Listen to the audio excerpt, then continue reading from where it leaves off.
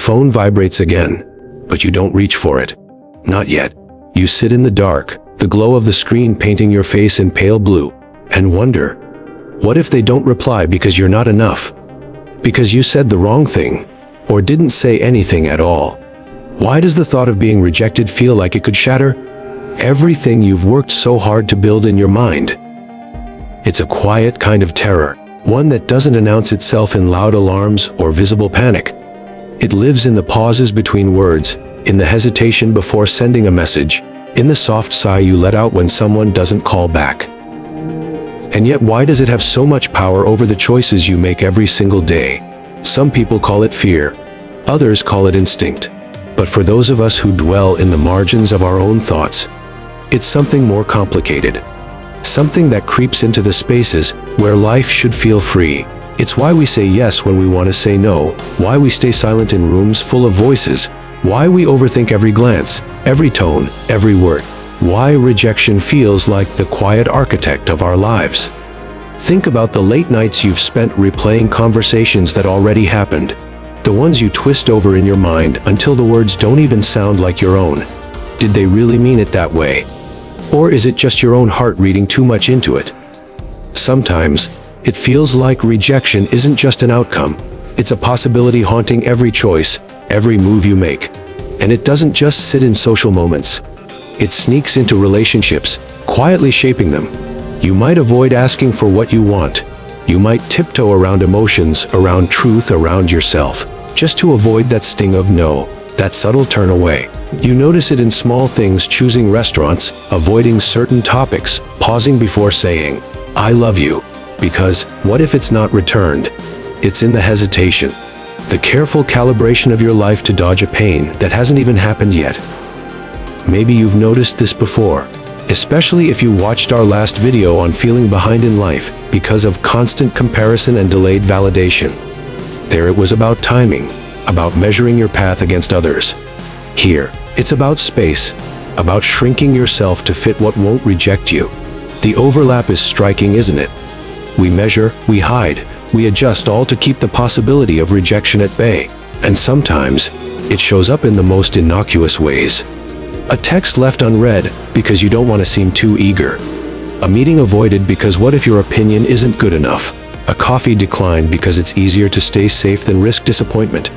The fear doesn't shout, it whispers, it nudges, and somehow over years, it becomes an unspoken guide. Have you ever caught yourself rehearsing conversations that never happen?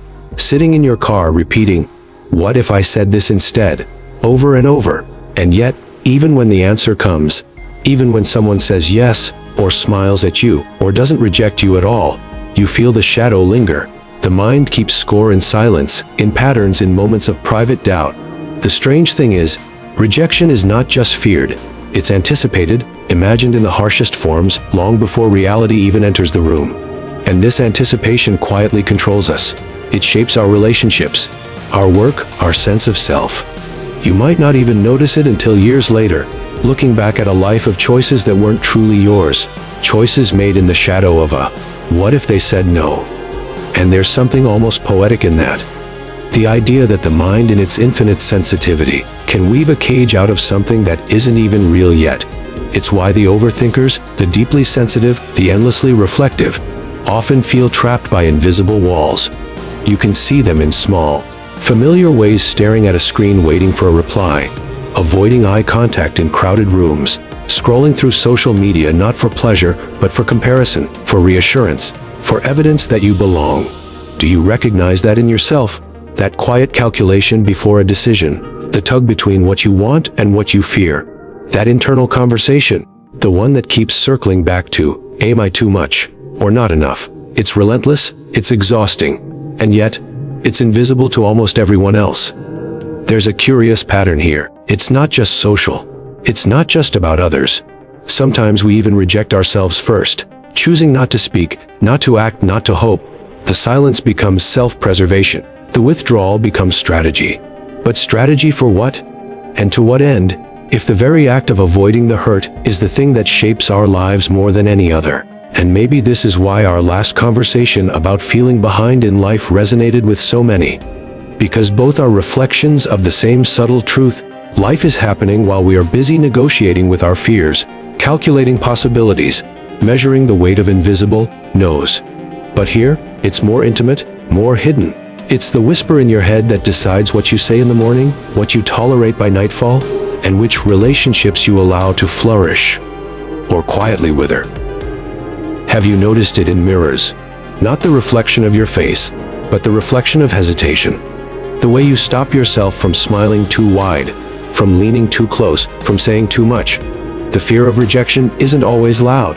Sometimes it's the quiet tap on your shoulder, the subtle check on every action, the invisible script running your life in the spaces you thought were private. And the question lingers, why do we let it have such power? Why do we bend, shrink, tiptoe, and shape our lives around the possibility of rejection, even when the world doesn't demand it? You can feel it in the pauses, the silences, the messages unsent. You can feel it in the mornings when the room is quiet, when the light slips through the blinds and touches the edges of your thoughts, when you realize the life you're living isn't quite the one you'd choose if fear weren't in the room. And maybe, just maybe, part of the human experience is living in that tension, between desire and hesitation, between expression and silence, between the person you are and the person you allow yourself to become when rejection is waiting in the wings. The most unsettling part, you can spend years tracing the outlines of this fear and still not fully understand its origin. It shapes us, it protects us, it confines us. But it is, above all, a mystery, one that sits quietly in your chest, in the flicker of a phone screen, in the echo of an unread message, and in the stillness of a room where your thoughts speak louder than any other voice. And so we continue, living, calculating, feeling, hiding, imagining. Each choice, each hesitation, a subtle dance with a fear that may never fully release us. Yet somehow, that very tension makes every yes, every connection, every moment of courage incandescent. Because even when rejection lingers like a shadow, life waits beyond it, just out of reach. And maybe the question isn't how to escape it, but how to notice the quiet ways it shapes us, and what that says about who we truly are. Fear of rejection is a quiet architect. It doesn't announce itself with alarms or obvious signs. It sits in the corners of your mind, in the spaces between your intentions and your actions, shaping decisions in ways you rarely notice. Imagine sitting in your apartment at night, the soft hum of a refrigerator in the background, the glow of your phone lighting up your face as you scroll through messages you've already read. There's one conversation in particular that you revisit again and again, turning it over in your mind like a fragile object, wondering if you said the right thing, if your tone was correct, if they interpreted your words as you intended. You don't even realize that your hesitation to hit send, or even to reply at all, isn't about the other person. It's about the fear of what might happen if they don't respond the way you hope. It's about rejection, long before it has a chance to exist. This fear doesn't always appear in obvious ways. Sometimes it shows up in the choices you make about work. Maybe you avoid sharing an idea in a meeting because you imagine the judgment of your colleagues before you even speak. Or you stay quiet while someone else takes credit, convincing yourself it's easier than risking a no or a dismissive glance. Maybe you decline invitations, not because you don't want to go, but because deep down you anticipate the subtle disapproval, the tiny moment when someone might look at you and think you don't belong, and you don't even consciously recognize that these decisions are being guided by fear. They feel practical, cautious, necessary, even rational, but underneath, there's a quiet pulse of avoidance, a heartbeat of, what if they reject me? It can shape relationships in ways that feel almost invisible until you step back and notice the patterns. You might find yourself choosing partners who are safe, ones who you believe won't reject you, ones whose approval you can almost guarantee. Or you might overcompensate in friendships, giving more than you receive, saying yes more than you want to, silently bending your life around the imagined limits of acceptance. It creeps into the smallest moments, a glance, a pause, the way you phrase a text, so subtly that it feels like part of you. It's like a silent director guiding your life with an invisible hand, and you only notice it when you catch yourself thinking, why did I do that? Even the most private moments aren't immune. Walking home alone after a long day, you might replay interactions in your head, analyzing everything you said and everything you didn't. Did they like you? Did you sound confident enough? Did you overstep? And then, without even knowing it, these thoughts influence tomorrow's choices. What you say, who you talk to, how much of yourself you reveal. It's a cycle. The fear of rejection whispers, the mind listens, and decisions start to align with the imagined risks of no, rather than the possibilities of connection, expression, or growth. Overthinking is a natural companion to this fear. It's not just replaying events, it's rehearsing potential futures, weighing outcomes, imagining the harshest rejections before they happen. You might lie awake in bed at 2 a.m., turning a text conversation over in your mind like a Rubik's Cube, twisting it this way and that, trying to predict the consequences. The problem is, this overthinking often leads to more avoidance, more hesitation, more silence, and all the while it feels like prudence, like being careful, like protecting yourself. But in reality, it's the fear of rejection quietly dictating choices you barely recognize as yours. This influence extends beyond social interactions. It shapes ambitions, career decisions, even your sense of identity. Maybe you don't apply for a promotion because the idea of being turned down feels unbearable. Maybe you avoid trying new hobbies, meeting new people, or speaking up about your opinions because of the subtle calculations in your mind about how others might react. And it's not dramatic or overwhelming. It's a soft, constant pressure, a persistent undertone that guides your life in directions chosen not for joy or curiosity, but for safety, for avoidance, for the quiet assurance that you won't be rejected. Even when the fear seems small, it accumulates. Every skipped opportunity, every unspoken word, every no, imagined in advance becomes another layer in the invisible architecture of your decisions. You might look back years later and see a life subtly molded by hesitation, by imagined disapproval, by the silent sway of fear.